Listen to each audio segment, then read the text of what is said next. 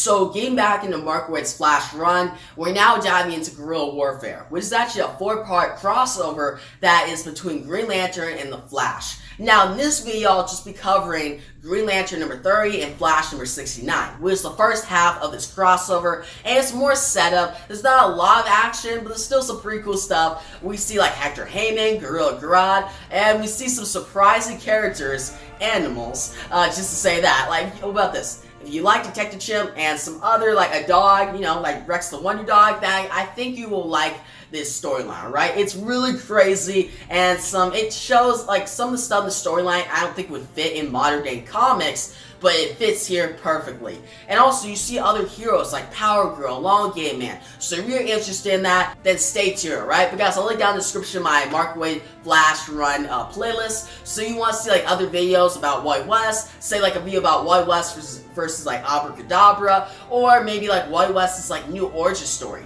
I try to do these videos every Sunday for you guys. I only do 2 issues at a time, so it's not too long of the video. But next week, if this video gets a lot of likes, guys, next week on Sunday, I'll go over pretty much the second half of Guerrilla Warfare, which is Green Lantern number 31 and Flash number 70. So guys, really support this video, right? But yeah, guys, I'm not going to waste your time any further. Let's dive into Green Lantern number 30. We begin in Gorilla City. Life is dull. They have bored us into submission.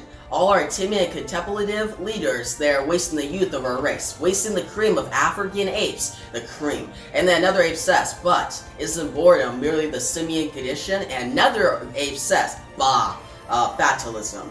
And then another ape says, the true ape makes his own condition. Destiny is made us unique. Our mental prowess exceeds not only that of our Sylvian cousins, the ordinary gorillas, but that of the humans as well. Yet we cower at Hinsay in terror of those humans. Another ape says, beware, youngster. Only one ape has ever risen openly against Solovar and his scientific cable. Only one has ever dared assault the human world, and now he sits in jail. Another ape says, and you fear the name, him.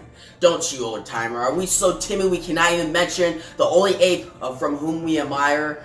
Grodd. Now we see this other ape who's going into Grodd's cell, and he says, mail time, Grodd. Another chest move radioed in by that human you correspond with. Be grateful to Solvar that you are still permitted this privilege. And Grodd says, every morning I wake uttering Solvar's name in gratitude. We both know he maintains this illusion of kindness only to buy off his anger of his supporters. And then we continue, and the mailman just says, or the mail gorilla says, just be sure it is only chess moves you're saying back and forth. Why do you want to play with that human anyway?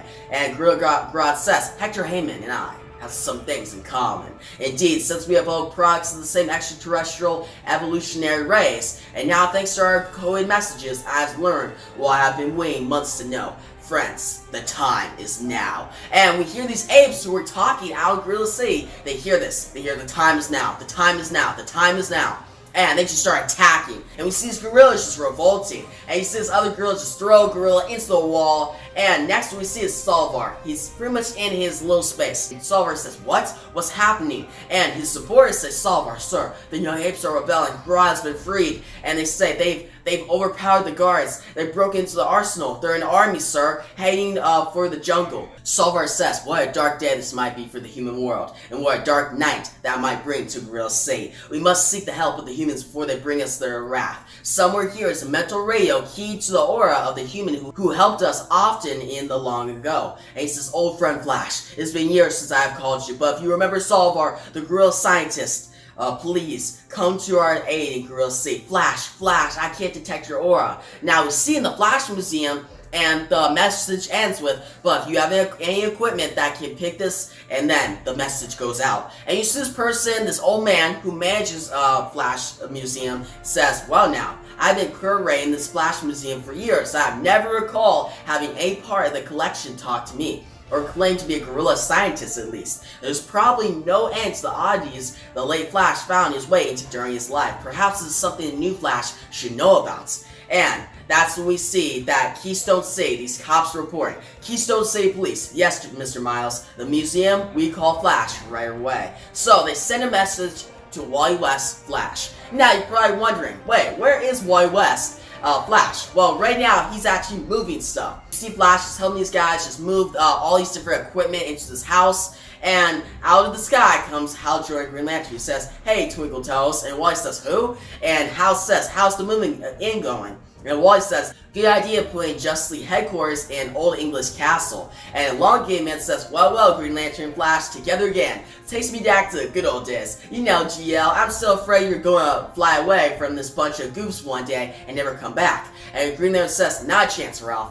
I took the leadership of the Justice League, and that's it." And then we see Power Girl, who says, "Watch it, don't drop the boxes." And you see Sue, which is the wife of Ralph Dibny, say, "If you paid as much attention to your step as you do Power Girl's chest, we might survive this experience." And Ralph says, "That's what I like about you, Green Lantern, a man who honors his commitments. And speaking of my commitments, Sue, look who's come to help." Now we see Aquaman. He says, "Welcome back, Green Lantern. How are things in California?" And Green Lantern says, "Well, since we dealt with Echidna, I've gotten a new base of operations. Got the funding to start my own airplane service and survived Evil Star and a weird fight with Jon Stewart. You'll have to tell me what's up with you and Poseidon."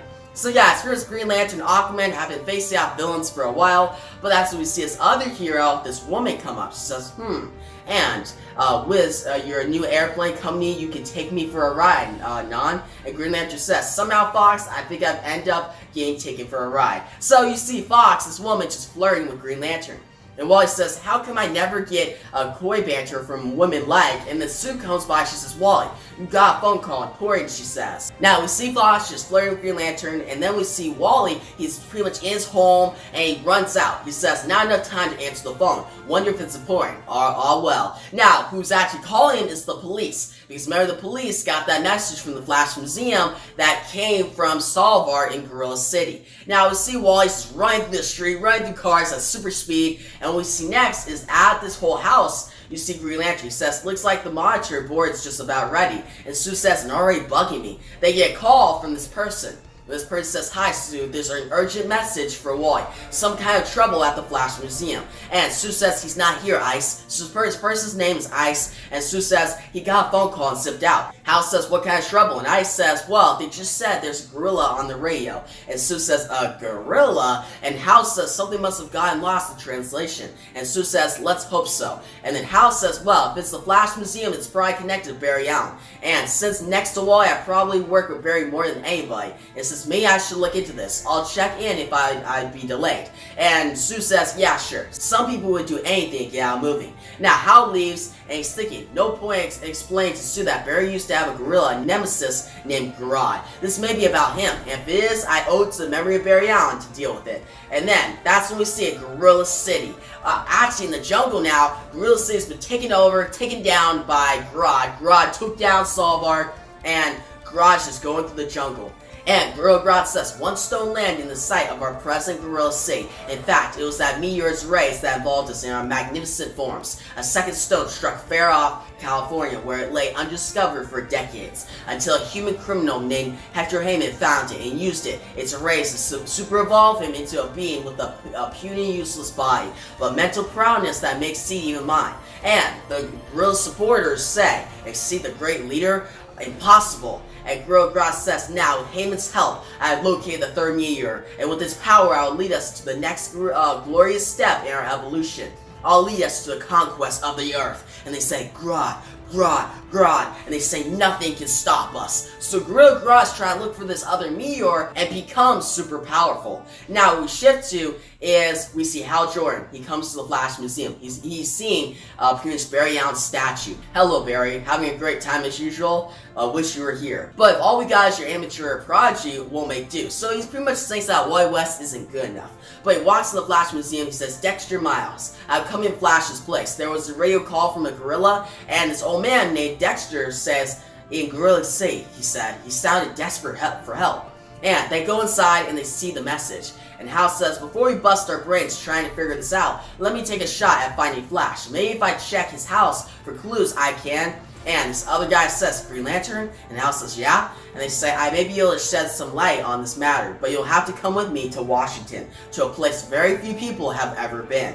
So Hal Jordan goes with this person. Hal says, "To the government district, I presume?" And this guy says, "No, to the National Zoo." And Hal says, "A zoo?" And this other guy says, "Over this way, to the pandas." And Hal says, he's just staring, and the panda's staring back. what have I gotten into? And he looks, it says, hang on, his panda opens this rock and presses a button. And this other guy says, thank you, sugar. The guy with Hal Jordan says, step through quick. And he says, we'll explain everything in just a minute. And Hal says, if this is a trap, and the other guy says, no trap, just an elevator. This is the best kept secret in the U.S. government, Green Lantern. Hell, maybe the only secret left in the U.S. government. Once we're in the underground complex, and Hal says, look out, and we see his different animals go to attack. But all this guy says, he's like, he's with me, boys. He'll be helping us with this Gorilla City wing dig. And Hal says, listen, you think that's going to calm a pitbull, and the pitbulls are calm. They go from super dangerous, about to kill him, to very calm. And Hal Jordan is surprised. It's like, oh jeez. Now they walk in, and you see all these different little apes, these little monkeys, just like, they have their own desks, they're just talking, and they're very smart. Now this guy says, I don't blame you for being a little boggled, Green Lantern. I've been an aide here for years. It still throws me. Welcome to the Peru of amplified animals. Where beasts who've been given unnaturally high intellects, either through sports in nature or scientific experiments, have been gathered to help mankind. And Hal Jordan says, this is absurd. And the guy says, wait, you'll meet my boss. And the person says, yeah, come in. Hal Jordan walks in and they see Detective Chimp. And Hal Jordan says, your boss is a chimp? And Detective Chimp says, he knows nothing. And the guy says, well, not yet, but, and Chimp, Bobo, we'll just call him Bobo, he says, then what good is he? He says, don't listen to me. We need the help. But this is Ian, you see. I got this little monkey inside me, see, and when he doesn't like the sound of something, I feel it. And he says, right here, this gorilla business is trouble, big trouble, but I don't know why. And Hal Jordan says, will somebody please tell me what the hell's going on around here? And the guy says, just what it looks like, son. There are amplified animals who want to work with the humans in their own best interests. And Hal says, and there's others like Grodd. And Detective Chimp says, the first time this Baru had into action was against that crazy separatist gorilla when he attacked Keystone City.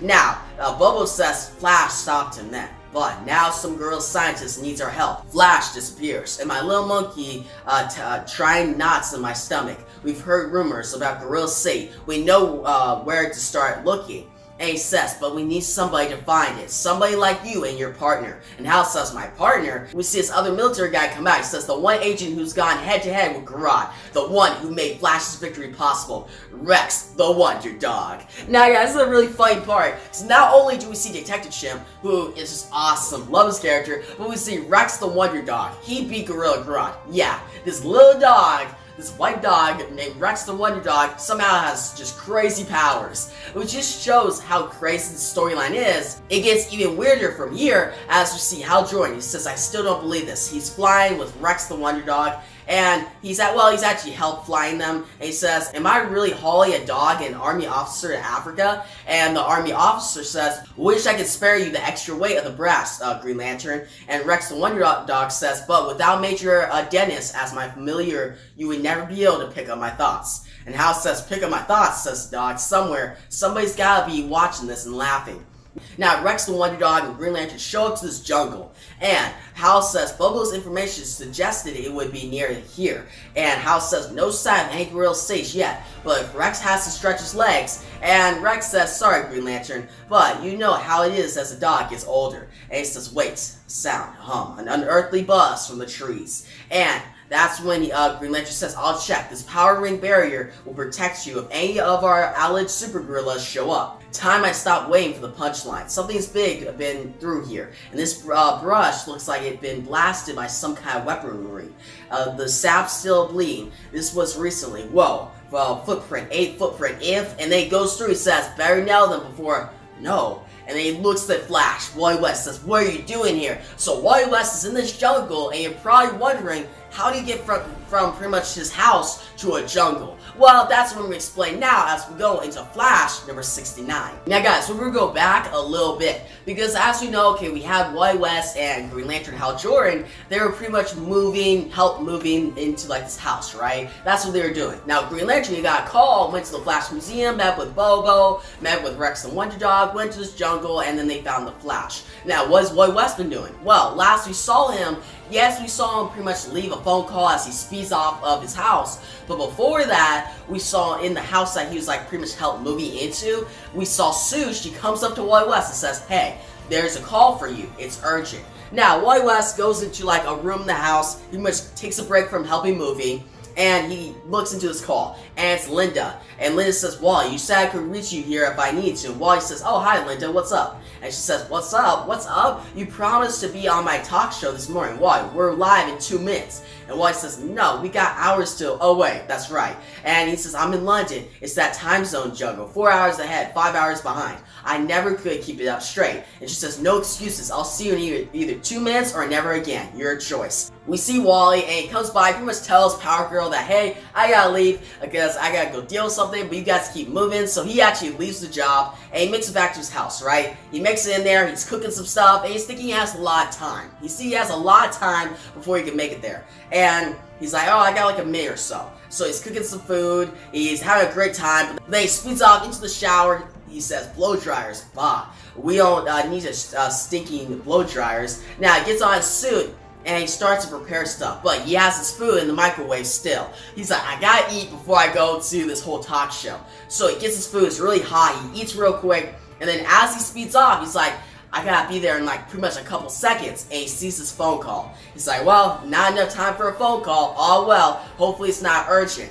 Where we know is that phone call from the Flash Museum. Now he starts speeding through the city, but before he can make it to Linda's whole like talk show, we see Hector Heyman. He's pretty much has his whole like bust just lifted, and Wally says, it's always something. Wally's like, dang it, I could have made this talk show early or just on time, but now I gotta deal with this villain. Now he saves his people. He's like, it's that bozo I read about in the paper. It looks like he broke out of jail. Wow, he's shaking this bus like a piggy bank, and he's doing it with pure mental energy. Not bad action for such a scrawny guy. Now he says, whoops, pay attention, Wally. So we see his bus is about to hit him. He barely moves out of the way. He says, alright, forget the TV gig. Chrome Dome's got to be bagged before someone gets hurt. And he comes up to Hector Heyman and says, you're that guy, Hiram. And Hector Heyman says, Hector Heyman, you recognize me. And Wally just starts running. He's like, that's how I am. I never forget, giant face. I hear you, but you're not speaking telepath. And Hector Heyman starts speaking through his mind. He says, one may gifts granted by my future brain. Yes, I am telepathic and telekinetic.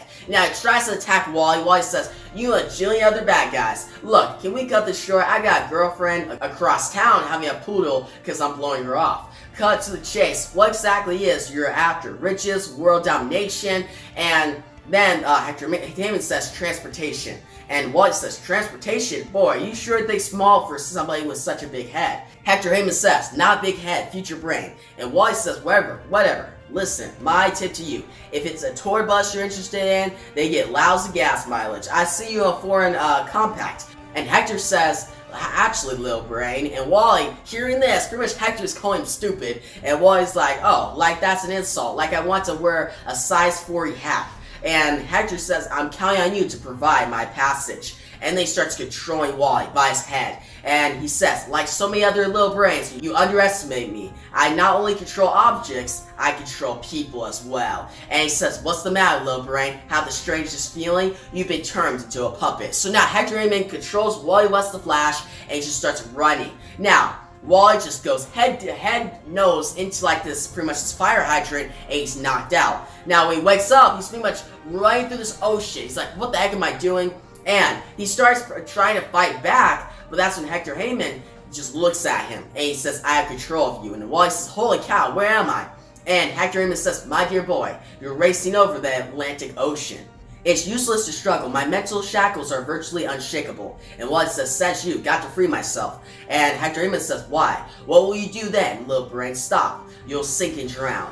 And he says, you're trapped, little brain. You do not do anything but run my commands. And Wally says, okay, you got me for now. I'm your beast of burden, so humor me. Tell me where we're going. And Hector says, to meet an old friend of mine. You know him. His name is Garrod. And Wally says, Garrod? We're going to Africa? We're going to Gorilla City? And he says, but why? And Hector says, it's Grodd's will. Years ago, when I was a delinquent playboy, I discovered an unearthly meteorite near my California home. Its time, its radiation, sapped my energy and mobility. In turn, however, it bestowed upon me tremendous mental powers. Hurled headlong up the ladder of evolution, Hector Heyman became a man of destiny, a man tomorrow. In my travels, I have cultivated many enemies, chief among them Green Lantern. So we say that Hector Heyman is a big villain to the Green Lantern, but Hector Heyman is saying that, hey, I found this meteorite and it gave me great powers, and that's what Gorilla Grodd wants too. But they're trying to team up so they get even more powerful. Now he says, I have in my time also found companions such as Grodd. Grodd and his people were likewise evolved by identical space rock, one that landed in the jungles of the Congo and created a race of super intelligent apes. And he continues to say, both meteorites have astonishing evolutionary abilities, but their powers exhausted. Now, Grodd claims to have found a third meteorite. If he can retrieve it, I can turn it into a super weapon, one that we will use to rule the world. And Wally's like, lovely. Obviously, my job is to get this meteor, and then Hector says, run, my Crimson Puppet, run faster. Wally says, before I can do anything on my own free will, though, I've got to get Heyman off my back. But how? And he thinks, he's like, I'm helpless, a psychic rickshaw. The only thing I can do, and Hector says, faster, faster. And then Wally says, you want speed, Heyman? Your wish is commanded. So he starts running as fast as he can. Wally's like, too much for Hector Heyman. He's like, I'll give you speed. He's running all over the place, and Hector Heyman's like, what are you doing? And Wally says, you said faster. And he keeps running. He's like, this is as fast as it gets. And Hector Heyman can't keep up. And Hector Heyman keeps watching until he says the word, stop. So Hector Heyman's like, I can't take the speed, but that's when all the pretty much that puppetry that Hector Heyman was doing on Wally goes away. So now Wally is free, and Wally says, I tricked you. And Hector Heyman's like, you tricked me.